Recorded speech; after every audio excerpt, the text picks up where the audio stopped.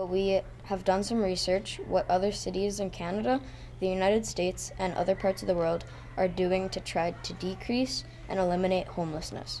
These grade 6 students at École Silverspring School have been learning about homelessness on a global level.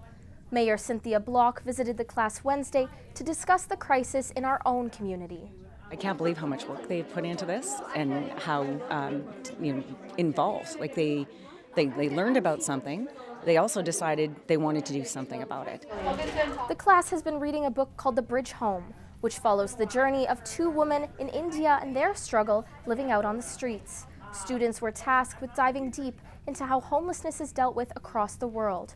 Posters filled the walls of the library where Block spoke, outlining solutions used in places like Boston, Ontario, and Australia. Block was so impressed with the research that she asked to take copies back with her to City Hall. The class's teacher says she wanted her students to learn about the issue from a solutions-based approach. I wanted them to see the hope of homelessness. I wanted them to think about empathy and learn empathy for others across the world, but also to connect it here, that it's not just something that happens across the world. What are your thoughts on making housing more affordable? Students weren't afraid to ask Block the tough questions, like why some people don't access shelters, how people end up on the streets in the first place, and if race is a factor in homelessness. I feel like it'll definitely stick with me, and I feel like it definitely affects the way I see things about Saskatoon as a whole.